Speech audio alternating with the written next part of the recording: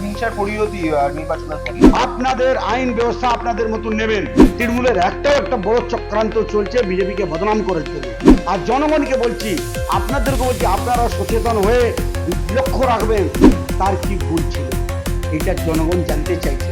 তার যদি এই সিএমের ভাষা যদি থাকে, তিনি কিন্তু এই মাটিতে প্রথমবার না দ্বিতীয়বার প্রার্থী, এবং দ্বিতীয়বার প্রার্থী হয়ে 3026 ভোটে তার জয়লাভ, এবং এই জয় কিন্তু সাধারণ মানুষের জয় এমনটাই তিনি মনে করছিলেন, এবং প্রথম থেকেই তিনি কনফিডেন্স ছিল 1 ভোটে জিতবে। সেখানে প্রায় 3000 ভোটে জিতেছেন।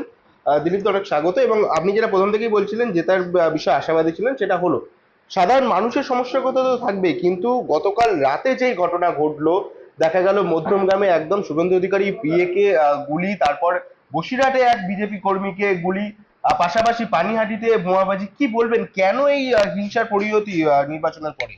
দেখুন, এটা তো জনগণ দেখতে পাচ্ছে। এই যে জয়টা হয়েছে, পশ্চিমবঙ্গে পরিবর্তন এসছে, এই জয়টা হচ্ছে জনগণের পরিবর্তন, জনগণের জয়। জনগণ এনেছে। জনগণ বুঝতে পেরেছিলেন এই দল তৃণমূল যদি থেকে যায়, এখন তো যা হয়েছে শুভেন্দুদার পিয়ের যা ঘটনাটা ঘটেছে, বা আরও যে আমাদের অন্যান্য জায়গা হচ্ছে, আমরা তো দেখতে পাচ্ছি কি বিজেপির ঝান্ডা কাঁধে নিয়ে নিচ্ছে দুষ্কৃতীরা, তৃণমূলের দুষ্কৃতীরা বিজেপির ঝান্ডা যেখানে সেখান থেকে তুলে নিচ্ছে, রাস্তায় লাগানো আছে, সে কাঁধে ঝান্ডা নিয়ে এরা নোংরামি চালু করেছে। এরা এমন পরিস্থিতি তৈরি করছে, মনে হচ্ছে কি পশ্চিমবঙ্গকে নষ্ট করার যে পুরো চক্রান্তটা দিদি ছিল, উনি বিফল হওয়ার পরও প্রচেষ্টা চালিয়ে যাচ্ছেন। কারণ কি, আমি একটা কথা বলি কি, জনগণ পরিবর্তন নিয়ে এসছেন, আমরা তো কিছু বলছি না। আমাদের রাজ্য সভাপতি সমীর ভট্টাচার্য বলেছেন আমাদের কর্মীদেরকে কি কোনো জায়গা কোনো ভায়োলেন্স না হয় তার জন্য আমরা অ্যালার্ট আছি। আর আমিও হাত জোড়ে আমাদের সকল কর্মীকে বলছি, আপনারা দয়া করে যদি কোনো রকম অননোন ফেস দেখেন, আপনারা সকলেই পুলিশকে ইনফর্ম করবেন। কারণ পুলিশের কাজ করবে, কোনো রং দেখতে হবে না। পুলিশ ফুল ফ্রিডম আছে, আইন পদক্ষেপ নেবে। আর পুলিশ কাউকে ছাড়বে না, সে যেই হোক, যেই দলে হোক। সেই জন্য পুলিশকে আমরা ফুল ফ্রিডম ভারতীয় জনতা পার্টির পক্ষ থেকে দেওয়া আছে। আমি এই যে এমএলএ চাপদানি বিধানসভা থেকে আমি প্রশাসনকে বলছি, আপনাদের আইন ব্যবস্থা আপনাদের মতন নেবেন, কোনো চাপ নেওয়ার দরকার না। আমরা কোনো দিন চাইবো না কি জনগণের মধ্যে যদি কালকে যে ঘটনাটা ঘটেছে, আমি পুলিশ প্রশাসনকে বলছি, আপনারা ব্যবস্থা করুন, আপনারা তদন্ত করুন, এই ঘটনাটা যেন আর কোনো গলি মহল্লাতে না হয়, তার জন্য পুলিশকে মুস্তাইদ হয়ে থাকতে হবে। আর জনগণকে বলছি, আপনাদেরকে বলছি, আপনারা সচেতন হয়ে লক্ষ্য রাখবেন। অননোন ফেস যদি আসে, তার খবরটা নিজে এলাকার থেকে পুলিশকে দেবেন। আমার মণ্ডল সভাপতিদেরকে বলছি, আপনারা নিজের কর্মীদেরকে নিয়ে একটু সচেতন হয়ে থাকবেন।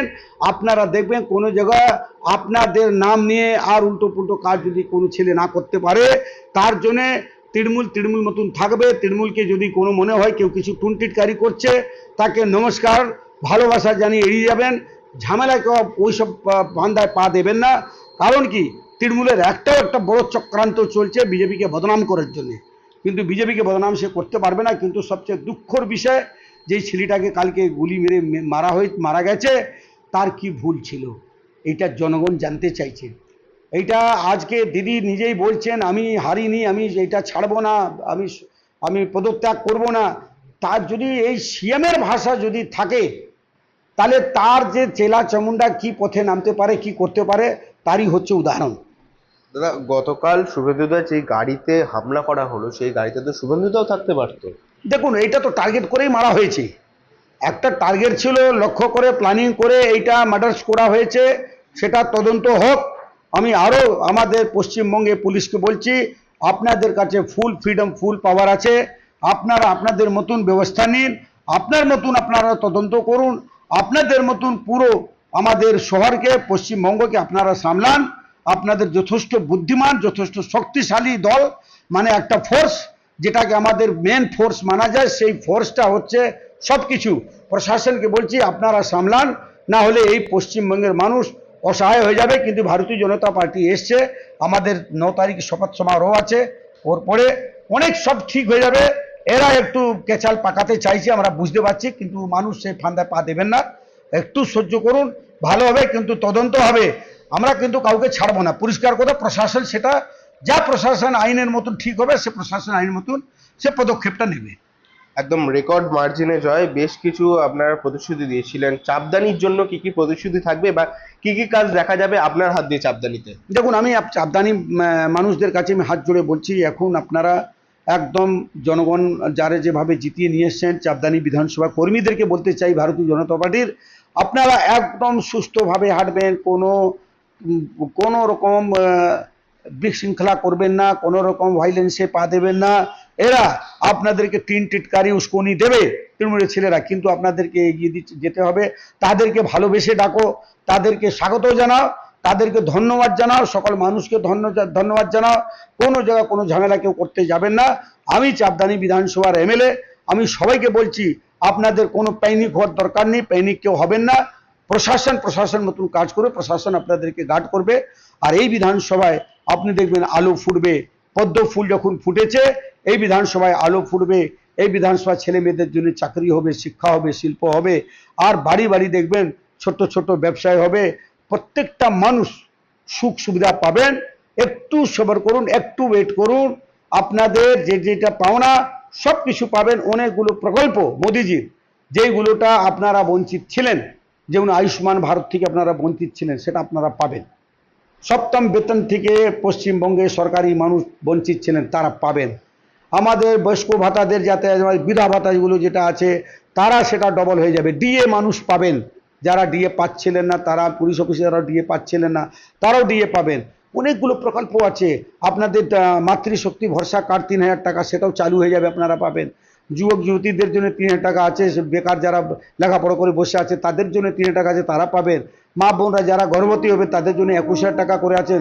যারা গ্রাজুয়েশন কমপ্লিট করবে 50,000 করে পাবেন। অনেকগুলো প্রকল্প আছেন।